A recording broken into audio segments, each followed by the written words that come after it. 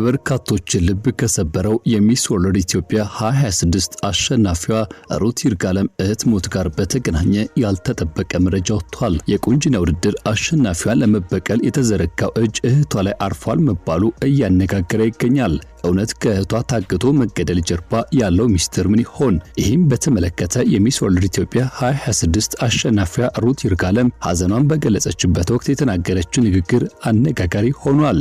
ከዚህ ግድያ ጀርባ የቅርብ ሰው እጅ እንዳለበት ፍንጭ ሰጥታለች።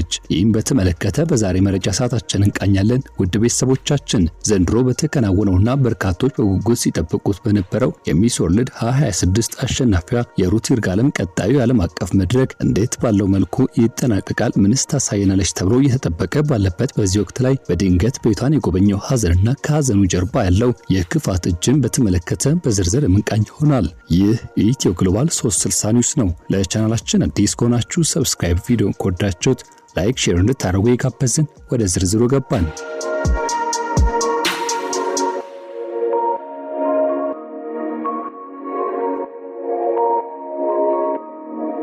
በአንድ በኩል የክብር የዝናና የደስታ ጫፍ፣ በሌላ በኩል ደግሞ ያልታሰበ ያልተገመተ ድንገተኛ ሐዘን ቤት የሚያንኳኳ የሞት ጥላም።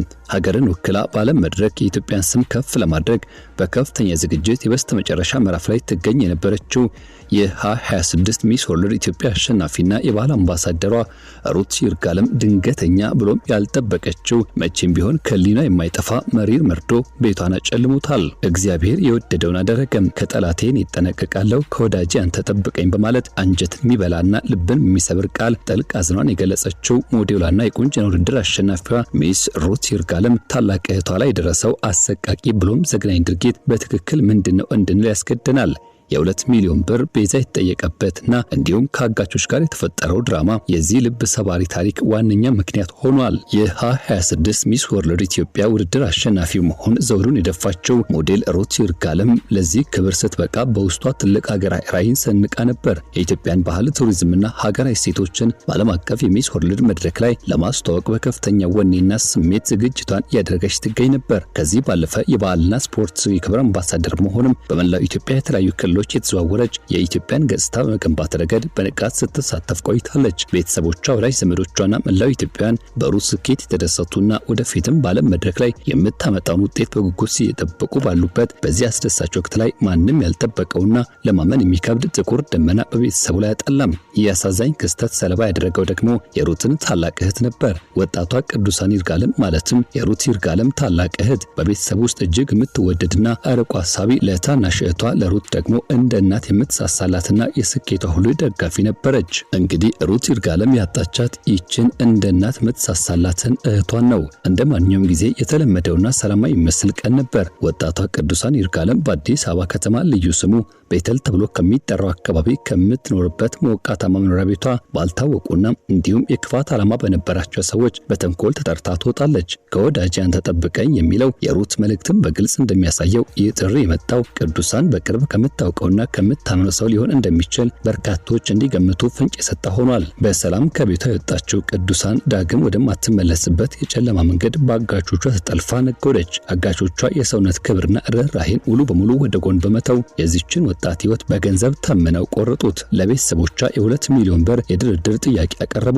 አንድ ቤተሰብ የሚወደው ልጁን በአጋቾች እጅ ወርቆ ሲያይ የሚሰማውን አለመረጋጋትና ድንጋጤ መገመት አያዳግትም። ቤተሰቡ በከፍተኛ ጭንቀትና ስጋት መሃል ሆኖ የሚወዳት ልጁን ሕይወት ለማትረፍና የተጠየቀውን ገንዘብ ለማሟላት ከላይ ታች ተጣጣረም። እነዚህ ጨካኝ አጋቾች ግን አንዳች ርህራሄ ስሜት በልባቸው አልነበረም። ገንዘቡን ቢጠይቁም መልሱ ግን የተጠየቀውን ገንዘብ በትዕግስት ሳይጠብቁ የቅዱሳንን ለጋ ሕይወት እጅግ አሰቃቂና ዘግናኝ በሆነ ሁኔታ ቀጭተውታል። ይህ ድርጊት የገንዘብ ፍላጎት ብቻ ሳይሆን በውስጡ ሌላ ጥልቅ የሆነ የጥላቻ ወይም የጭካኔ መንፈስ ያዘለ መሆኑን ያሳያል። ይህ ወንጀል ከተፈጸመ በኋላ የጸጥታ ኃይሎች አፋጣኝ እርምጃ መውሰድ ጀመሩ። ድርጊቱን ፈጽመው ያችን ንጹህ ነፍስ አጥፍተው ከሕግ ለማምለጥና ለመሰወር ሲሞክሩ የነበሩት ተጠርጣሪዎችም በሕግ አስከባሪዎች የቅርብ ክትትል ውስጥ ገቡ። የአዲስ አበባ ፖሊስና የኦሮሚያ ክልል ፖሊስ ባደረጉት ከፍተኛ ጥብቅና የተቀናጀ የጋራ ኦፕሬሽን ወንጀለኞቹን እጅ ከፍንጅ በቁጥጥር ስር መዋል ችለዋል። አጋቾቹ በቁጥጥር ስር ውለው በተደረገባቸው ጥብቅ ምርመራ ያቺን ንጹህ ነፍስ ያጠፉበትና አስክሬኗን የጣሉበት ስፍራ ለፖሊስ ለመጠቆም ተገደዱ።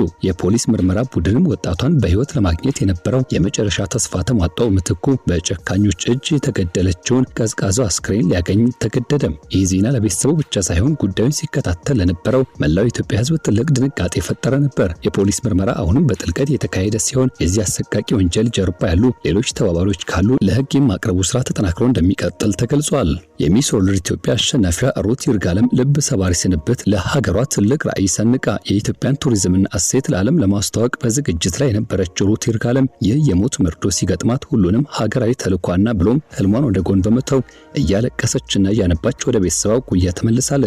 ታላቅ እህቷ አጋሯና የልብ ጓደኛዋን በሞት ያጣችው ሩት በእህቷ የምረቃት ፎቶ ላይ በማህበራዊ ትስስር ገጽ ባሰፈረችው መልእክት የደረሰባትን ጥልቅ ሐዘንና የክህደት ስሜት እንዲህ በማለት ገልጻለች። እግዚአብሔር የወደደውን አደረገም። ከጠላቴ እኔ እጠነቀቃለሁ፣ ከወዳጄ አንተ ጠብቀኝ። ይህ አጭር ነገር ግን ጥልቅ መልእክት ያለው ወንጀሉ የተፈጸመው በቅርብ የሚያውቋቸው በሚያምኗቸው ወይም ደግሞ ወዳጅ ተብለው በሚታሰቡ ሰዎች ሊሆን እንደሚችል የሚጠቁምና የሰው ልጅ ክህደት ጥልቀት ምን ያህል እንደሆነ የሚያሳይ ልብን የሚሰብር ነው። የሚስ ወርልድ ኢትዮጵያ አዘጋጅ ኮሚቴም ጉዳዩን አስመልክቶ ኦፊሴላዊ የፕሬስ መግለጫ ማውጣት በድርጊቱ እጅግ ማዘኑን ገልጿል። ለሞዴል ሩታ ለቤተሰቦቿና ለወዳጅ ዘመዶቿ ልባዊ መጽናናትን ተመኝቷል። ኮሚቴው አክሎም ፖሊስ ወንጀለኞችን ለህግ ለማቅረብ ላደረገው የተቀናጀ ጥረትም ልዩ ምስጋና አቅርበዋል። ከቤቷ በሰላም ወጥታ በአጋቾች እጅ ወድቃ በጭካኔ የተገደለችው የወጣቷ ቅዱሳን ይርጋለም የቀብር ስነ ስርዓት ሐምሌ 19 ቀን 2018 ዓ.ም ከቀኑ በ6 ሰዓት ጀምሮ አዲስ አበባ ቤተል በሚገኘው ቅዱስ ጊዮርጊስ ቤተክርስቲያን እጅግ በርካታ ህዝብ፣ ቤተሰብ አባላት፣ ዘመድ ወዳጆችና ታዋቂ ሰዎች በተገኙበት ተፈጽሟል። የቅዱሳን አስክሬን ወደ ቀዝቃዛ መቃብር ሲወርድ የቤተሰቡ ሐዘን እንዲሁም የሩት ለቅሶ የሁሉንም አንጀት ይበላ ነበር። ያም ሆኖ ግን ከዚህ አሰቃቂ ወንጀል ድርጊት ጀርባ አንዳች የተጠነሰሰ ሴራ ሳይኖር እንደማይቀር ይገምታሉ ብዙዎች። ምናልባትም ሩትን ለመበቀል ያሰቡ እጆችም ሳይዘረጉ ወይም እህቷን ለመጠቀም ሳይሞክሩ እንዳልቀረም ፍንጭ እየወጣ ይገኛል። ያም ሆኖ ግን ከዚህ ጋር በተገናኘ ፖሊስ ጥብቅ የተባለ ምርመራ ማድረግ ከዚህ ጉዳይ ጀርባ ያሉ ስውር እጆችን እንደሚያጋለጥ ብዙዎች ተስፋ አድርገዋል። የሰው ልጅ ህይወት በዚህ ልክ ርካሽ ሆኖ በገንዘብ ሲተምርና በአሰቃቂ ሁኔታ ሲጠፋ ማየት እጅግ አሳዛኝ ብሎም ደግሞ ልብን ሰባሪ ነው። እኛም ለሟች ቤተሰቦች፣ ወዳጅ ዘመዶችና እንዲሁም ደግሞ ሐዘናቸው ላደረጉት በሙሉ ፈጣሪ መጽናናትን እንዲሰጥ እየተመኘን ለቅዱሳን ይርጋለምን ሰላማዊ ዕረፍትን ተመኝተናል። ይህ ኢትዮ ግሎባል 360 ኒውስ ነው። ውድ ቤተሰቦቻችን ለቻናላችን አዲስ ከሆናችሁ ሰብስክራይብ፣ ቪዲዮን ከወደዳችሁት ላይክ፣ ሼር እንድታደርጉ የጋበዝን የዛሬን በዚህ አጠናቀቅን። በሌላ መረጃ በድጋሚ ተመልሰን እስከምንገናኝ በያላችሁበት ጥሩ መልካም ጊዜ ተመኘን።